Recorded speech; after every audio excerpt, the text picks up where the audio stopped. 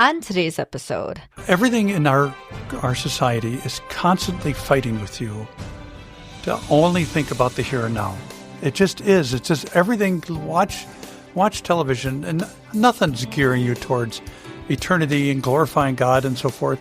Why do you think sometimes you get frustrated when you go to church and you feel that the pastor was being so unrealistic? Maybe he's the realistic one and everything else around you is being unrealistic.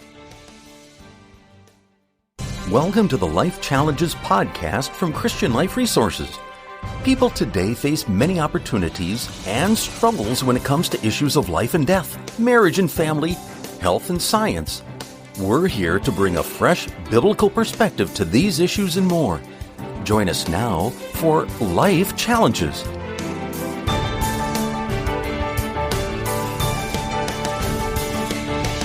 hi, and welcome back. I'm Krista Potratz, and I'm here today with Pastors Bob Fleischman and Jeff Samuelson. And today we're going to be talking about birth control methods. On our last episode, we had talked about birth control motives. And so we wanted to follow that up talking about different methods today.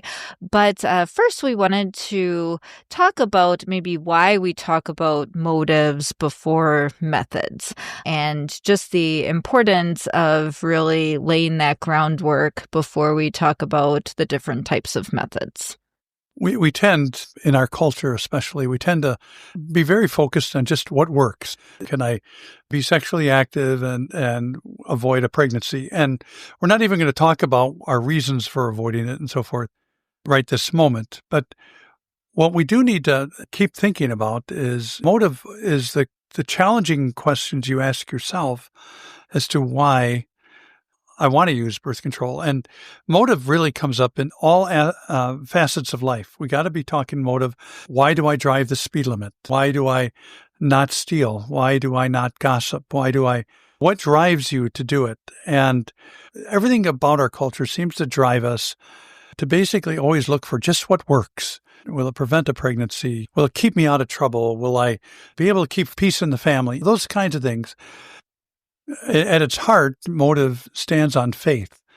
Hebrews 11:1, faith is being sure of what is hoped for, certain of what is not seen. It's that supernatural activity in your life that just basically drives you to say, my focus is first towards how do I adore God? How do I glorify God in what I say and what I do? And when you start from that, that's where motive is. And then with a presumption that our motive is correct, in other words, we feel we have a reason, a justifiable reason, which is what we talked about in the last episode, a justifiable reason that we might need to practice birth control. Then we have to look at what do we do, because they're not all the same. They may all prevent a birth, but it's how they prevent a birth that raises the questions. Yeah, and what Bob was saying about we tend to look at things in terms of what works. It's illustrated a bit by the history of this. When birth control first became a real big thing, it was argued for on the basis of married couples should have the right to decide, whether they're going to have children and when and such. And it was always talked about in terms of helping married couples plan their families. I think if you were to just survey people today, most of the talk about birth control is going to be, well, what's going to work to keep unmarried people from conceiving children? And it's not much about the married people at all. I mean, yeah, married people still use it a lot, but the focus has changed because it was all about, well, what works? We're doing this thing, so what can we do to prevent the other thing from happening as a result of that? And, that just looking at that shift says, there's something wrong here in terms of what was motivating people to use birth control in the first place, which is why we had to go back first and discuss, okay, why are we going to use this? What's the reason for this going to be before we start talking about, okay, what works and what's appropriate? Yeah, I think that's really interesting because especially too, like with us sitting here and talking about birth control for our listeners, I mean, the hope is, right, people are married. Mm-hmm. I mean, we're not really trying to give advice to people that aren't married or, going out of God's design for this. And so, I mean, that's just really a good point too. Well, and what Jeff was saying is really accented by the fact that the government, there's a federal mandate that counties have to provide birth control services for indigent women. I mean, they have to provide it. And I remember 40 years ago trying to get Planned Parenthood defunded in the county where I was serving a congregation. And the problem we had is that we didn't have an alternative. If the county pulled Planned Parenthood from their selection list to provide these services for the county, they had nobody to do it. There was no nurses association or anything like that. And I realized I was arguing without providing the county an alternative. And those services are very much geared towards unmarried people. We had a great conversation about this on the national board of CLR many years ago, in which our board chairman at the time said, essentially, when you counsel unmarried people on this topic, you're counseling them on safe sinning. In other words, how can you avoid venereal disease, how you can avoid pregnancy and so forth, and at the same time be sexually active outside of marriage. And that's a topic all of its own. But I mean, it gets twisted. And one of the things, I was just talking with somebody this morning, I had just said to them, one of the first things you realize when you connect with CLR is if you walked into any conversation in any of our podcasts, including this one, and you think it's a simple topic, you're just not listening. You're not paying attention, because sin has an incredible way of having this really peculiar way of forming a web so that cutting one string creates a problem in another area and so forth. So, and so it does here. So when we get out of motive, we're presuming your motive is correct. You've got a reason that we talked about earlier. Now we have to talk about methods. Yeah. So what is the important life issue, though, that needs to be addressed with birth control methods, regardless of motives? Surprisingly, for a podcast like this, it's about life. Is human life respected and protected with the method that you're using, or is it not? This is primary importance. Some of the most effective methods of birth control don't distinguish between preventing a conception and preventing an already conceived child, which is a living human being, from successfully implanting in the mother's womb. That we're talking about abortion. And so we need to have that distinction made, because the most important issue is life at this point. And that's a critical point, because a lot of times when I have presented on this topic on the road, or people have written me about it, it's amazing how many people will say, "Oh, I don't believe that." I mean, it's like, how can a blob of cells be life or something? You have to understand that because your motive is rooted or built on the foundation of faith, faith is the ability to believe all sorts of things that, your sinful nature wants to challenge all the time. And it even says, it's by faith we believe that things were created. Ultimately, it's by faith. We've even had an episode on the science behind creation and so forth. But really, in the end, you believe it because God says it. So when Psalm 51:5 says, "I was sinful from birth, sinful from the time my mother conceived me," just understand, they understood what conception was back then. In fact, it's interesting when you read the writings of Plato and Aristotle, they used to debate over, how long after conception they wanted to consider it to be a human life. And I remember the Aristotelian approach was someplace between 50 and 70 days. And if you want to be offended, Aristotle thought it was 50 days for a male embryo, but it was 70 days for a female embryo. How were they supposed to tell the difference? Well, that's really a kind of a predicament they would have had. But they talked about this stuff. They understood it. Cyrannus of Ephesus gave instructions for women on how to not carry a pregnancy through, how to abort a child. And why? Because they understood life has begun.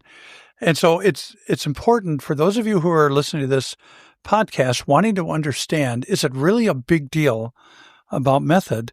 The real question is it a big deal about faith? Do I accept God at his word? Do I accept that the Hebrew understood what conception was? And if you go on the CLR website, we've got a document there where we talk about what does the Hebrew understand about conception. And we talked about it in a previous podcast about why conception is conception, or the point of fertilization. We hear different terms, too, when we're talking about birth control methods. We hear sometimes like risky and safe. What does that really mean when we're differentiating between safe and risky methods? Well, safe are basically all those methods that do not put already conceived children in a position where their lives and their chances at survival are in danger, whether those are embryos that formed before the birth control method was used, or whether it was because the birth control method was not effective and the conception happened anyway. Risky are basically the opposite. Risky are the methods that do put those children who are conceived in danger. And there are those even like what's called Plan B. That's actually a feature, not a bug, that, even if you already have conceived, this will take care of that as well. And so, the risky ones are the ones that, if you already have a child within you, this method might remove that. You might abort it. The safe ones are the ones that are not going to have that risk. Mm-hmm. Plus, they also do talk about risky and safe with regard to the mother. And so it can be a little bit tricky when you're listening to what do they mean? Who are you talking about? Anything that stands the risk of destroying an unborn child, in our view, is risky. Why? Because a life can be lost. Sometimes people in the heat of debate on this topic will talk about, well, there's risk to the mother. You got to understand that the FDA does not generally allow you to distribute birth control that is risky for someone. I mean, it's just, so somebody might, be splitting hairs, talking about a percentage point difference between one form or another as to whether it be harmful. Can we expand a little bit on what we mean by safe birth control? Well, safe would be anything that prevents, if we're talking about safe, effective birth control, anything that prevents fertilization. So what we would genuinely call contraception. It prevents conception. The real obvious one would be a barrier method. Barrier methods, diaphragm, condom, those kinds of methods are considered to be safe for an unborn child. There are some exploratory things being done primarily, and I don't want to get too far ahead, but experimental methods that are down the road that claim to shut down ovulation completely or shut down sperm production completely. Then hypothetically, anything that would prevent the meeting of a sperm and an egg is what we would call safe. Now, is it safe for the mother or safe in other ways? That stuff that they're still trying to sort out.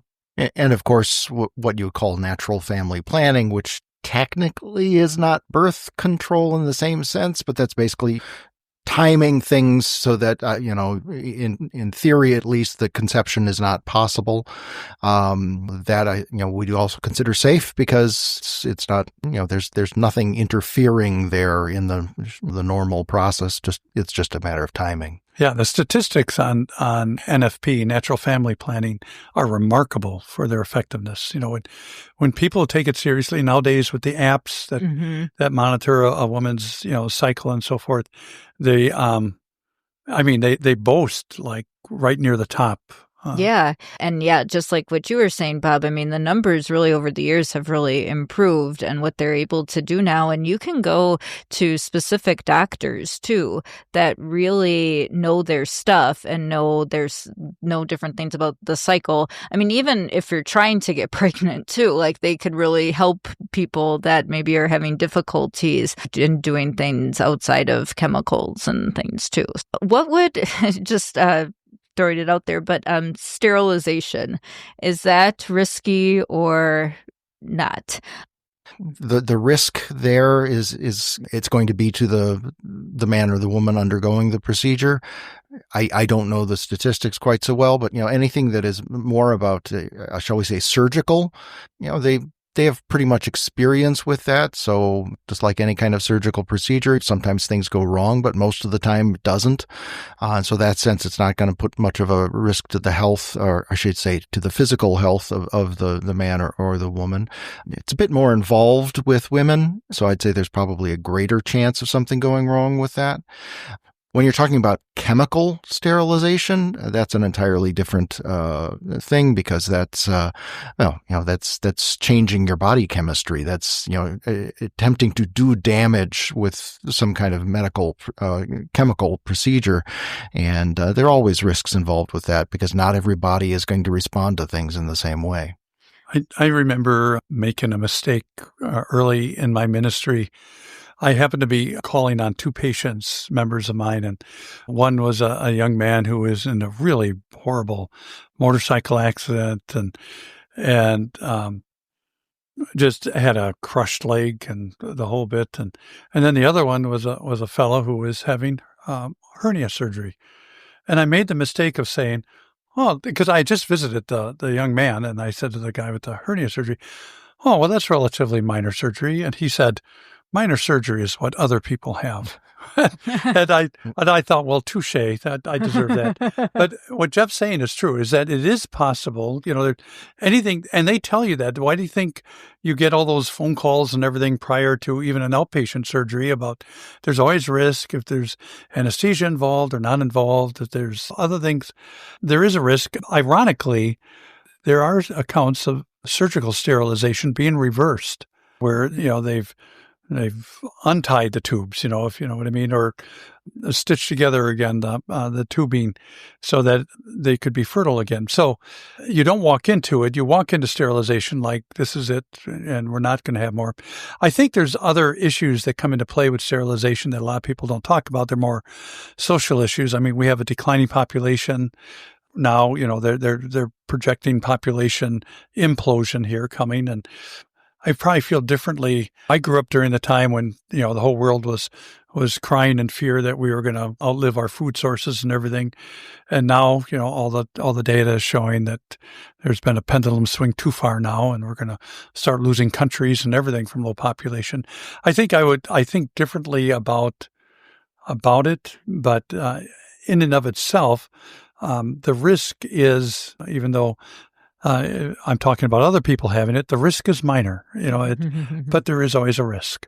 Well, with my answer previously, I was, speaking mainly of the medical risk and physical things, but we should also address the fact that there is an emotional and particularly a spiritual aspect to the choice of sterilization as well. The same issue is with other things with birth control. Why are you doing it? And we should always, just as with, like transgender surgery type of things like that, when you are deliberately choosing to do permanent damage to your body so that it no longer does the thing that God designed it to do, well, that's a big deal. You need to think long and hard about, the reasons why you're doing that, whether you're going to be okay with it long term, or whether you're just looking at it as a short term solution to a situation you're facing right now. To deliberately change your body in such a way. We're not talking about a tattoo. We're talking about something much more serious, that goes really right to the source of a lot of, your identity as a woman or as a man. It's something to think long and hard about. And I certainly would never advise that any Christian, go ahead with something like that without a good long talk with his or her pastor. Well, I want to make sure, too, we do talk about the topic of chemical or hormonal birth control. Do we put that in the risky category? And if so, why? I would say yes. I put it in the risky category, and understand that when we talk about risk, don't allow your mind to drift into absolutely right, absolutely wrong, absolutely dangerous, absolutely not dangerous. Risk is risk, which means there's a potential there that probably isn't there with other things. For example, hormonal birth control works with three mechanisms primarily. Mechanism number one is it's supposed to interrupt the ovulation. It's supposed to literally, and it's hard to explain in a broadcast like this, but it just basically stops a woman's menstrual cycle from creating eggs in the ovaries. It slows them. They're not released, and that's how it's supposed to work. They call that the primary mechanism. Secondary mechanism is to slow mobility or inhibit mobility of sperm to be able to enter through the cervix and then up the fallopian tubes. And what it primarily does is it creates a thickened amount of mucus around a woman's cervix, because when we talk hormonal birth control right now in this context, we're talking about something that the woman takes. And so if it thickens the mucus around the cervix, that's supposed to impede or prevent passage of the sperm. Now, if both of those methods are operative, we don't have a problem, because we don't have a problem with it functioning as a birth control, because it doesn't destroy a developing human life. But it's the third mechanism that no matter how many times you get into arguments with people about birth control, the FDA is refusing to remove it from the warning list. It still remains on all the pharmaceutical guides for hormonal birth control. And that is the third mechanism, is that it changes the lining of the endometrium wall to make it more difficult for a developing embryo to implant. And depending on dosage and so forth, it could also work in such a way that it would loosen a developing embryo that is already implanted so that it would spontaneously abort. So the idea is that it creates an unfriendly environment for developing human life. And of course, that is where we have the problem. Now, people get all worked up over how often is that a problem? Can you give me statistics and so forth? And it's interesting, because when we have talked about this stuff at the national board level, where I have medical professionals that have sat and are sitting on the national board, you get into kind of almost a game, like, well, how safe is it for me to drive my car? And how safe is it for me to walk along a sidewalk? A car could jump the curb and hit me. There's a chance for that, which is why I want to go back to what I said originally, and that is, remember, we're talking about a risk. Now, I want to frame it a little bit different and think about it this way. The whole arena of birth control or contraception, birth control, that whole arena provides choices. You can go with barrier methods. You can go with natural family planning. There is sterilization. And those right there do not present a risk to a developing child. But then you get into hormonal birth control that does develop a risk.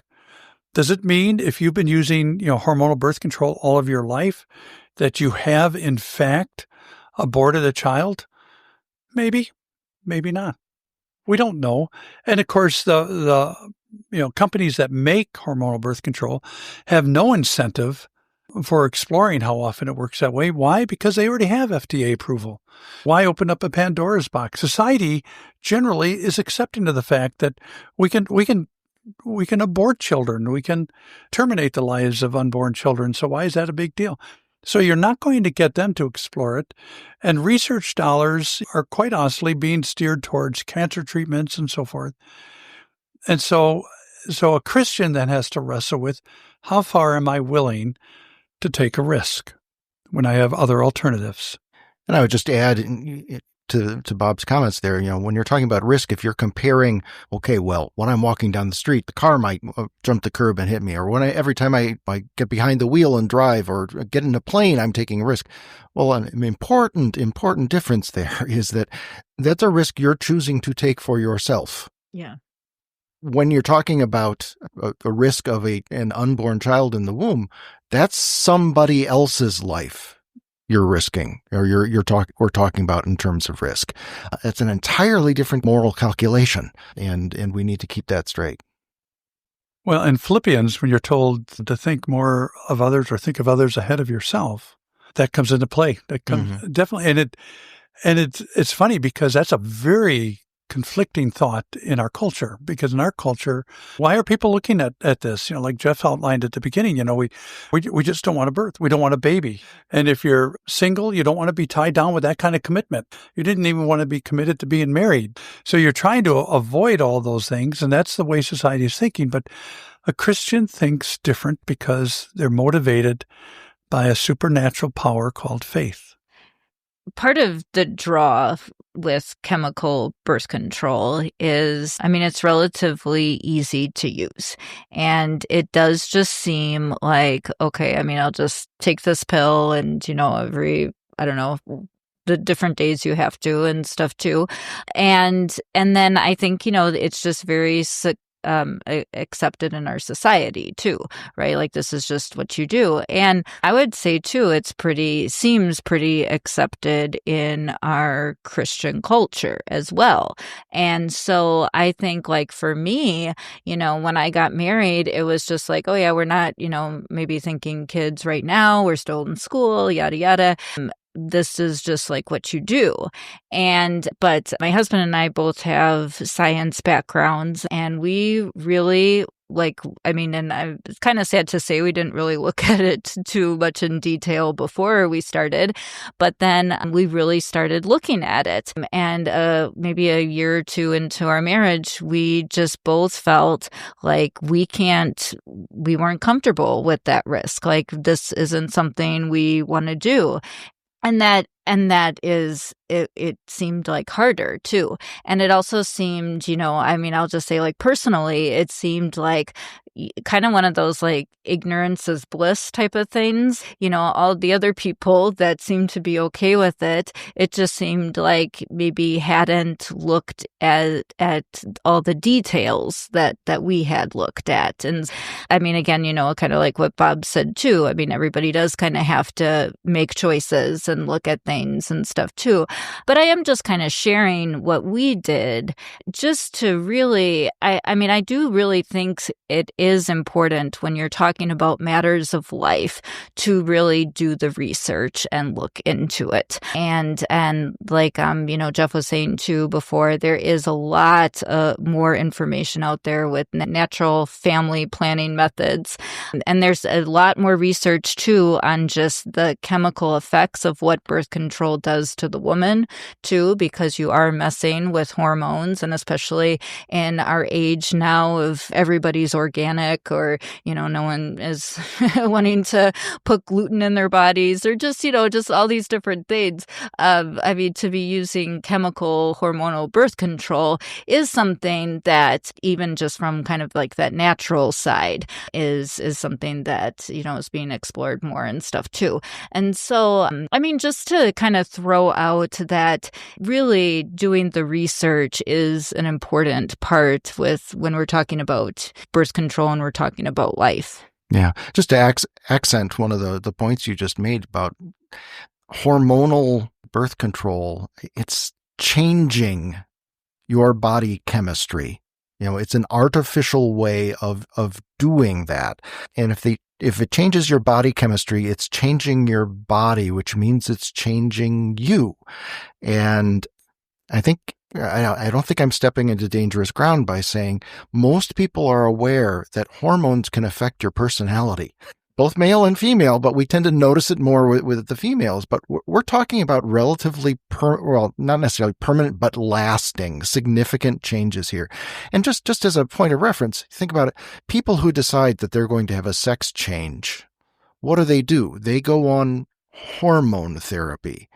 They're changing the hormonal makeup of their bodies deliberately in order to make big changes. It's a different degree, but it's still the same kind of thing.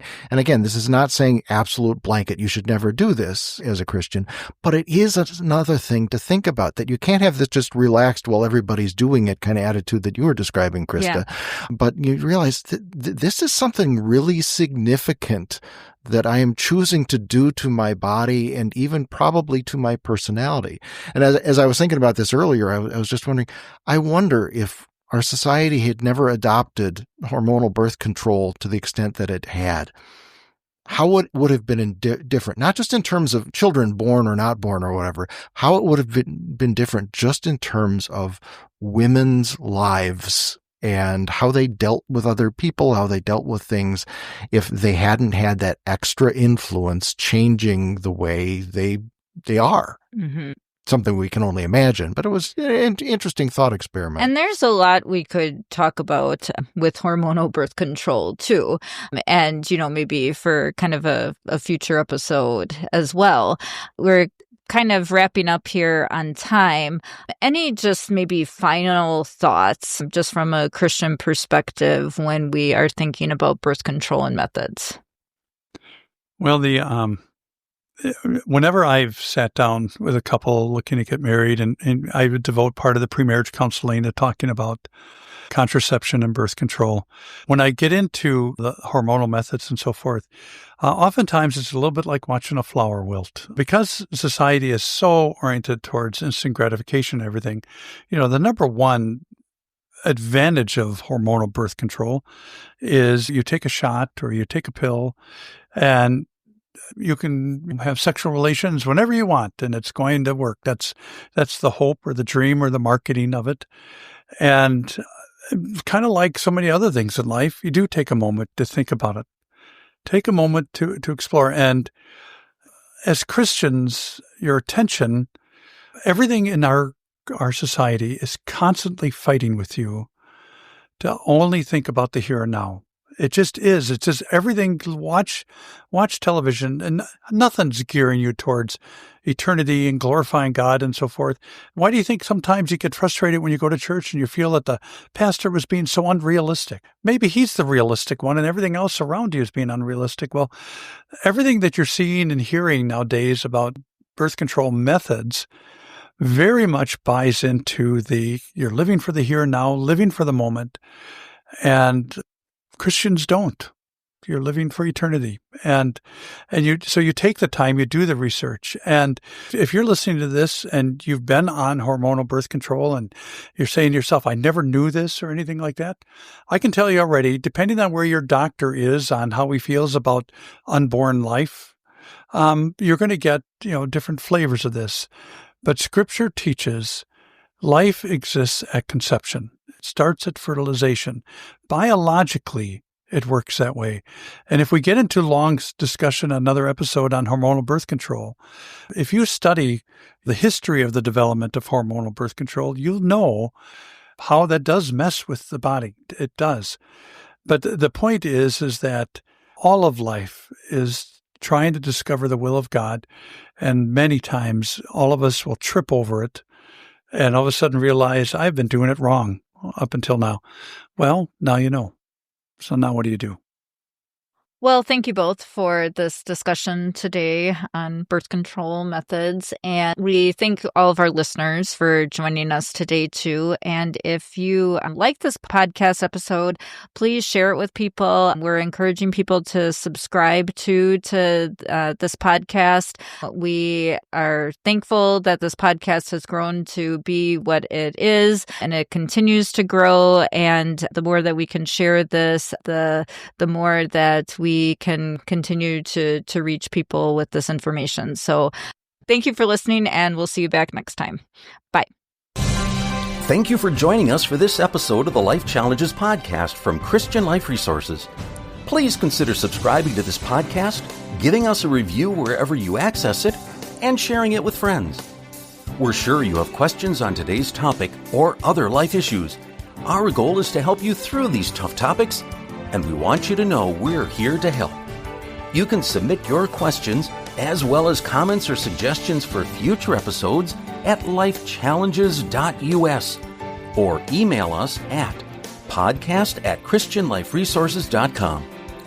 In addition to the podcasts, we include other valuable information at lifechallenges.us, so be sure to check it out.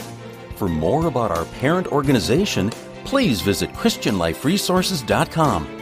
May God give you wisdom, love, strength, and peace in Christ for every life challenge.